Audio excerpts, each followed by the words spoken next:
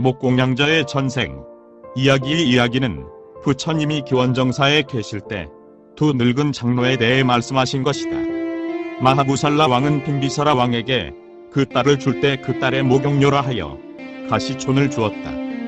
바사이 왕은 아사세 왕이 그 아버지를 죽인 때에 그 마을을 다 부수어버렸다. 그 때문에 처음에 아사세 왕이라 왕은 대신들에게 어떤 방법으로 일어난 그때 싸움에서 승리했다.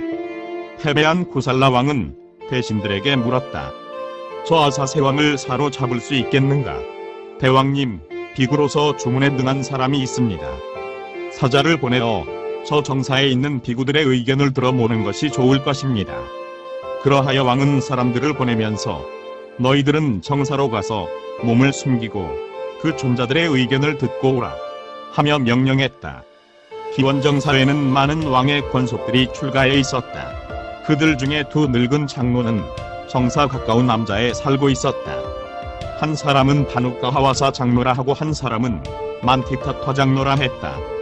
그들은 아침 일찍 잠이 깨었다. 와사 장로는 불을 켜고 말했다. 타타 장로님, 존자님, 왜 그러십니까? 밤에 잘 잤습니다. 나는 도저히 잠이 오지 않았습니다. 어쩌면 좋겠습니까? 자기 뱃속에 있는 생물에 불과한 아사세 왕에게 패했다는 말입니다. 그러면 존자님, 어떻게 하면 좋습니까? 타타 장로님, 전쟁에는 시중군과 전차군과 연화군, 이 세 종류가 있습니다. 이 중에서 저 아사세 왕을 잡으려면 시중군을 써야 합니다. 어떤 높은 산꼭대기 양쪽에 용사의 복병을 두고 전면에는 군세를 보여 그 사이에 들어온 줄을 알았을 때는 모두 외치며 일어나 마치 그물에 든 물고기처럼 손 안에 넣어 잡을 수 있습니다. 심부름 간 사람들은 이 말을 듣고 돌아와 왕에게 알렸다. 왕은 대군을 거느리고 나가들은 배로 하여 아사세 왕을 잡았다. 그를 사슬로 묶어 대칠 동안 욕보인 뒤에 그를 당신은 지금부터 다시는 그런 짓을 하지 말라 하고 훈계하여 풀어놓은 뒤에 금강양이라는 딸을 그에게 주고 큰 행렬을 지어가게 했다. 이 소문이 퍼지자 비구들은 법당에 모여 구살라 왕은 와사 장로 덕택으로 아사세 왕을 잡았다고 이야기하며 있었다. 부처님은 거기 오셔서 비구들이여, 그대들은 지금 무슨 이야기로 여기 모여 있는가? 고 물으셨다. 비구들이 사실대로 살해자 부처님은 비구들이여, 그것은 지금만이 아니라 전생에도 타타는 전법에 능했었다 하고 그 과거의 일을 말씀하셨다. 옛날 바라나시 성문 가까운 마을에 목수한 사람이 살고 있었다. 그는 나무를 베러 숲으로 갔다가 구덩이에 빠진 돼지 새끼 한 마리를 보고 그것을 데리고 돌아와 목공양저라는 이름을 붙여 길렀다. 돼지는 그의 심부름꾼이 되었다. 포로나무를 굴려 가져오기도 하고 이빨로 먹줄을 당기기도 하며 입으로 물어 도끼와 끌과 나무 토막을 나르기도 했다. 그는 자라나면서 몸도 커지고 힘도 세어했다. 목공은 그것을 숲속으로 보내었다. 그래서 돼지는 생각했다. 나는 이 숲속에서 혼자 살 수 없다. 친족을 구해 그들의 호의를 받으며 살자. 그래서 그는 우거진 술 속에서 많은 돼지들을 보고 만족하여 다음 기송을 외웠다. 산과 숲속을 나는 찾아 헤매었네. 친족을 찾아 헤매었더니 나는 이제 그 소원 이루었네. 여기는 나무뿌리와 열매가 많네. 그리고 여기는 먹을 것이 적지 않네.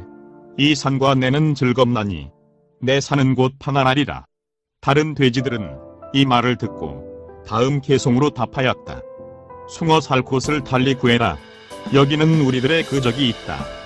목공이여, 그는 여기 와서 우리들 중에서 최상인 것 죽인다. 목공양저는 그들이 모두 한 마음이 된 것을 보고 물었다. 그 호랑이는 언제 오는가? 오늘 아침 일찍이 와서 한 마리 잡아갔다. 내일 아침 일찍 올 것이다. 그는 전법에 능하기 때문에 어떤 장소에 있으면 이길 것이라는 지리를 알고 있었다. 그래서 어떤 장소를 점검하고는 밤에는 돼지들에게 먹이를 충분히 주었다. 그리하여 아침 일찍 일어나 전쟁에는 시중군 등 세 종류가 있음을 그들에게 설명하고 연화군의 진을 쳤다. 중앙에는 젖먹이 새끼들을 두고 그 주위에는 그 어미들을, 또 그 주위에는 새끼를 낳지 않은 암컷들을, 다음에는 젊은 새끼들을, 다음에는 이빨이 갓난 젊은 것들을, 다음에는 큰 이빨이 있는 것들을, 그 다음에는 늙은 것들을 두었다. 이렇게 여기저기에 10패, 20패, 30패, 군대를 만들어 튼튼한 군대를 배치해 두었다. 그리고 그는 자신을 위해 하나의 구덩이를, 호랑이가 빠질 수 있는 하나의 장롱과 같은 구덩이를 만들었다. 그리고는 강력한 군사들을 데리고 여기저기 다니면서 그들을 격려했다. 이렇게 하고 있는 동안에 해가 떴다. 호랑이 왕은 위행자의 앉아에서 나와 산꼭대기에 섰다. 그것을 본 돼지들은 그에게 여보십시오. 저기 왔습니다. 하고 알렸다. 두려워하지 말라. 저기 하는 일은 무엇이든 그를 따라 해라. 호랑이는 몸을 흔들면서 끌어올리는 것처럼 오줌을 갈겼다. 돼지들도 그를 따라 했다. 호랑이는 돼지들을 보고 큰 소리로 외쳤다. 그들도 그대로 했다. 호랑이는 그들의 동작을 보고 생각했다. 저것들이 이전과 다르다. 오늘은 내게 대항하려고 끼리끼리 패를 만들어 서 있다. 아마 그들에게는 군사가 있어 저렇게 배치했을 것이다. 오늘은 나는 저들에게 접근하지 말고 돌아가자. 그리하여 죽음의 두려움에 떨면서 위행자의 곁으로 갔다. 그는 호랑이가 맨손으로 온 것을 보고 다음 개송을 외웠다. 너는 오늘은 살생을 떠나 모든 생물에게 무회를 주었느냐? 그 짐승을 보고도 거지처럼 돌아왔나니 호랑이여, 내 이빨에 용기가 없었구나. 그래서 호랑이는 다음 개송으로 답하였다. 내 이빨로 물지 못할 것 아니다.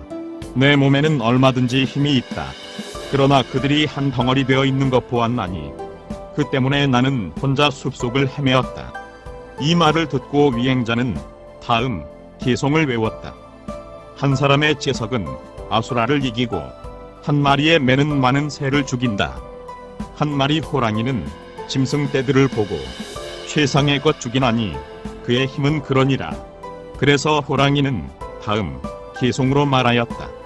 채석천이고 저매이고 짐승의 왕 호랑이라도 친족이 한 덩이로 뭉칠 때에는 제 힘을 바로 발휘하지 못한다. 위행자는 호랑이를 격려하여 다음 개송을 외웠다. 저 가릉빈가 새들은 한데 모여 떼를 지어다 함께 기뻐하면서 저 공중을 날아가나니. 그러고 그는 다시 호랑이의 왕아, 너는 네 자신의 힘을 모르고 있다.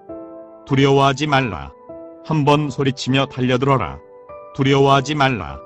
두 마리가 한몫 같을 수는 없지 않는가 하고 격려하였다. 호랑이는 그대로 했다. 부처님은 그 뜻을 설명하고자 개송을 푸셨다. 위선자의 격려를 받고 광분하는 탐욕의 눈으로 옛과 같으리라 생각하고서 이빨 가진 자끼리 뛰어오르네. 그 뒤로 호랑이는 돌아가 때때로 산정에 섰다. 돼지들은 또 도둑이 왔다고 목공에게 말하였다. 두려워하지 말라. 고 그들을 격려하고서 두 개의 구멍 사이에 있는 의자 위에 섰다. 호랑이는 속력을 내어 목공양저에게 접근해서 덮쳤다. 목공양저는 뒤로 돌아 첫 번째 구멍에 떨어졌다. 호랑이는 속력을 늦출 수가 없어 돌진하다가 광주리 모양을 한 구멍에 떨어져 흙으로 빚는 것과 같은 모양을 하고 섰다. 목공양저는 순식간에 뛰어나와 호랑이의 가슴에 이빨을 받고 심장을 물어뜯고 살을 먹고 입으로 물어서 밖으로 내던졌다.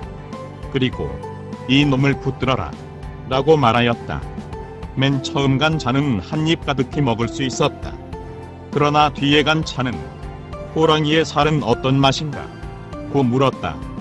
목공양저는 구멍에서 나와 돼지들을 보고 어떠냐, 만족하지 않는가 하고 말했다. 그들은 왕이여, 당신은 호랑이 한 마리를 죽였습니다. 그러나 다른 10마리의 호랑이를 지도하는 자가 있습니다 하고 말하였다. 그놈은 어떤 놈인가? 언제나 호랑이가 가져오는 살코기를 먹는 위행자입니다. 그렇다면 가자 그놈을 붙잡자. 그들은 함께 서둘러 갔다. 위행자는 호랑이는 곧 올 것이다. 곧 길을 지켜보고 있는데 돼지들이 오는 것을 보고서 이놈들은 호랑이를 죽인 다음 나를 죽이려고 오고 있다 고 생각하였다. 그리고 뛰어서 우단발 나무에 올라갔다. 돼지들은 한 나무에 올라가 있다고 알려주었다. 어떤 나무인가? 우담발라의 나무입니다. 그렇다면 걱정할 것이 없다. 곧 그놈을 붙잡으리라 하였다. 암돼지에게는 입에 물을 가득 머금게 해서 나르도록 하였다. 나무는 뿌리를 드러낸 채 곧바로 서 있었다. 목공양저는 돼지들을 다른 곳으로 피하도록 이른 다음 기어가서 이빨로 뿌리를 끊기 시작하였다. 마치 도끼로 자른 듯이 잘려나갔다. 나무는 벌렁 낮아빠졌다. 떨어진 위행자는 찢기고 살은 먹혔다. 이 불가사의한 일을 보고 수신에게 송을 읊었다. 숲에서 난 저 나무처럼 굳게 단결한 친족은 행복해라. 한 덩어리가 된 돼지들에게 호랑이는 단박에 죽고 말았다. 부처님은 이 이야기를 마치고 그때 그 위행자는 지금의 저 제바달다요. 그 목공양저는 저 타국가 화와사요. 그 몫이는 바로 나였다. 고 말씀하셨다. 구독과 좋아요를 클릭해 주시면 불교 전파 및 불경 보급 사업에 많은 도움이 됩니다.